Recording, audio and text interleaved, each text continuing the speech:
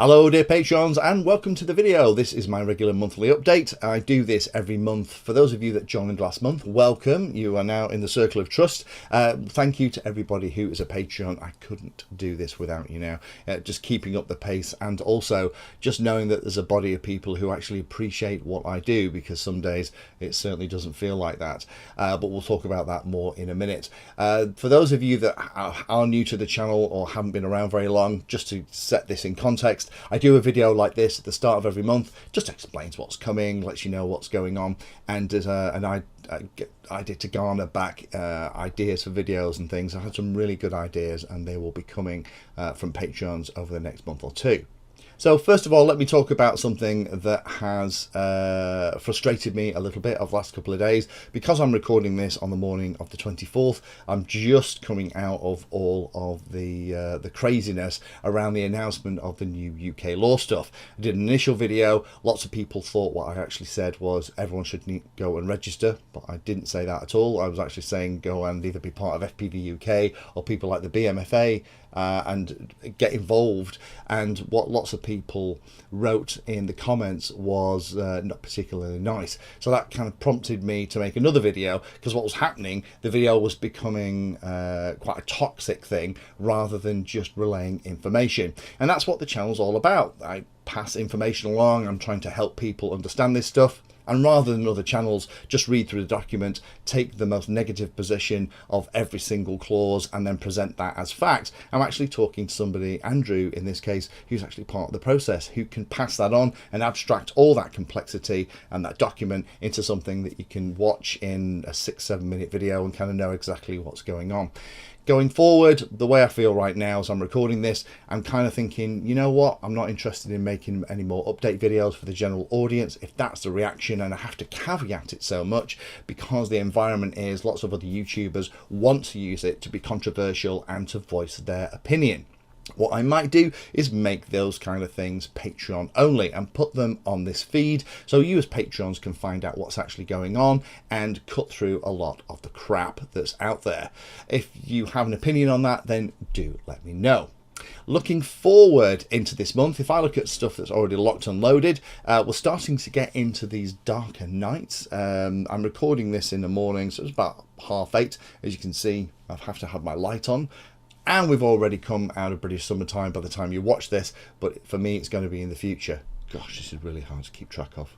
The stuff that's coming out for next month, to give you an idea, there's going to be a video on the TBS Fusion module and also some of the stuff that TBS is working on. Can't talk about that yet because it's all kind of NDA, but it's some kind of interesting stuff. If you're a Crossfire pilot like I am, there's some kind of cool stuff that's coming out, but until they release it, I can't talk about it. Frustratingly, I've done the video and it's been sat there for 2 weeks, but TBS want to do the formal announcement before I do my video. Even though when I did the video with them, that was going to be the other way around, but I can absolutely understand why TBS want to do it that way. And I think TBS were expecting for the announcement of the other technologies that the module can potentially get involved in the future was going to be a lot faster.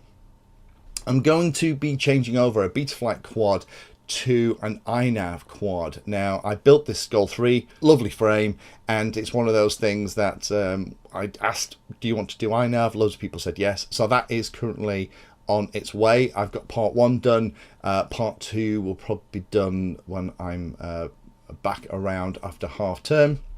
Some reviews, some videos again on that big wing, so about adding a LiDAR to it, about Crossfire antenna alignment, which I've been playing with. There's also some more OpenTX videos talking about some more cool stuff. Thank you to those of you that have sent in ideas and even sent in some of their own OpenTX tricks to form part of the videos on the channel. I've got some amazing stuff, and so I'm learning so much by other people kind of sharing their cool tips and tricks, so thank you to everyone that's doing that. There's also a couple more videos on the ZOHD Copilot, as well as a video on the ZOHD Dart 250G, the sneak peek that's going to be out today actually. Scrolling up, I had a big problem when I upgraded my camera in one of my little wings. I put the Runcam Hybrid in and the on-screen display was flickering and disappearing. This rarely happens to me because I'm usually really careful about my wiring, and that was, if you remember, that small wing was a bit of a test bed. I made a complete mess of the wiring just because it was a test bed, and I was kind of just making the connections off as was easy rather than neat, and that kind of bit me in the butt a little bit. So I'm going to do a video on how to get rid of flickering on-screen displays, the kind of 3 or 4 things that you need to do to prove that. So occasionally when things go wrong, it's actually a great experience because I can fix it and then kind of document how I fix it. Looking into the list on stuff that isn't locked and loaded yet for November but is coming, there is going to be a review of the TrueD 4.0 module. I've had that in, been playing that for a while. It's really just an update of the original TrueD 3 version. So it's not the super duper diversity where it's kind of listening to all the signals all the time. It's a diversity antenna that kind of flicks between one or the other, so it's a pretty standard module. Has some really cute tricks, you know, the on-screen display inside the goggles and those kind of things as well. If you already have a TrueD 3.x module, is it worthwhile upgrading? Probably not. But if you don't want to spend the extra money for things like the Rapid Fire, the TBS Fusion, the TrueDX, then it's probably one of the better options for that. I'm going to be doing a video on the Coppice 2 6S, beautiful model, and I will be putting that through its paces. The Coppice models are always really well made, so keep your fingers crossed for that. Going to be also looking at the T12. I've been playing with that. The T12 is this wacky thing that you can use with things like Ardu Plane, Ardu Copter, and allows you to have the FPV feed, your little mission planner screen and everything. So if you like the idea of HereLink, go and check that video out on the channel if you were interested in that, which is kind of a little Android all-in-one tablet controller and everything else, but you don't want that expense. The T12 is an awful lot cheaper. I don't think it's perfect by any stretch, but it's another option. I kind of want to go through that, particularly with all the Ardu Plane stuff that I've been doing. Going to be doing a video on anatomy of a servo and talking about servos a little bit. This is one from Fraser, who's one of you Patreons, and this was a really great question because what he was talking about was coming from quads into planes. There's lots of confusion about servos, what's good, what's bad, what's digital, what's analog, what's the benefit of metal versus plastic gears, what's torque do you need, and for the vast majority of the kind of planes that I'm reviewing and buying, these kind of things are kind of 9-gram servos. They're nothing particularly special and they work fine, but there is an awful lot of confusion and quite a lot of snobbery. So because there's very few videos aimed at beginners, I'm going to be doing one of those as well.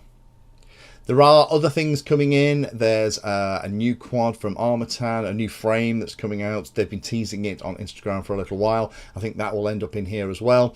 And hopefully getting my hands on a Bifrost unit from Fat Shark to try that out. Andy RC has, and if you don't follow Andy RC, check out his channel. He does some really nice videos.